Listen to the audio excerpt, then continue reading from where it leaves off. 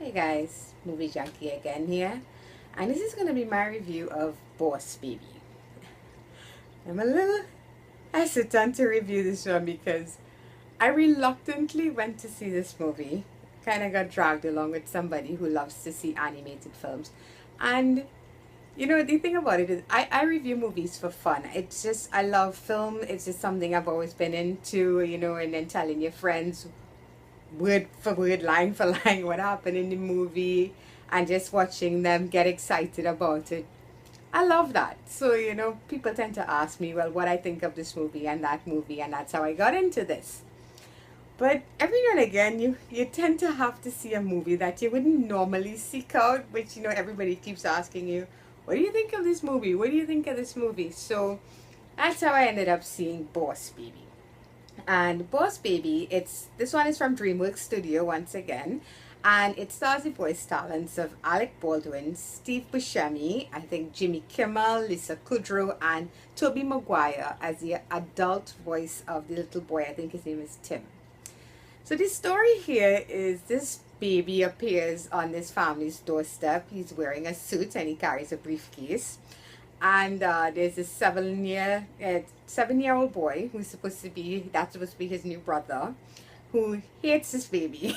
Hates everything in this baby. His life was perfect before this baby came along, and then he realizes that this baby is not just any ordinary baby, but this is a baby that can actually speak in a man's voice and acts like a grown man. And there's a reason for that, but I won't get into it too much, other than to say this is not your typical DreamWorks film. I love Despicable Me. I was very, I enjoyed Despicable Me. But the thing about Boss Baby is the story, it's kind of crazy. There's no real explanation given to us for half of the things that you see in this movie. It just kind of starts. And the little boy in the movie has a very active imagination. So, everything he does, like any kid, he imagines himself in space and as a pirate and stuff. But there's sequences in this movie where he is going up against this little baby, and it's so overblown. I don't know what is reality and what is supposed to be in his head and what is reality anymore. The story is just insane. But this movie is definitely not for older audiences. And by older, I mean anybody over the age of 8. This film, I think, is going to be enjoyed by kids strictly between the ages of like about 4 years old to about 8 to 10 years old, depending on the maturity level of the kid. You know, Normally these movies are made in a way that adults can sit through them and enjoy them as much as the kids. That's what really makes a successful animated film. You could look at any Pixar movie and see that for yourself. But Boss Baby, it's just bright colors. It's very well animated. It's really pretty to look at. It has this kind of retro feel. I think the timeline is supposed to be the 50s. I'm not sure, but everything looks like it's from that timeline, and the music, and then there's a scene with Elvis impersonators in it. So I'm thinking it's 50s, 60s, somewhere around there. But they never really say, like a bunch of other things in this movie. They don't explain it. It's just bright colors and a lot of kid jokes that would make your kids laugh. Fart jokes, kids getting kicked in the nuts, stuff that just burping and loud noises, and it's that kind of pratfall humor, and there's not much there for parents to enjoy or anybody older than 10 to enjoy. But that's fine. It's not made for us. It's strictly made for kids, and that's fine. There's nothing wrong with that.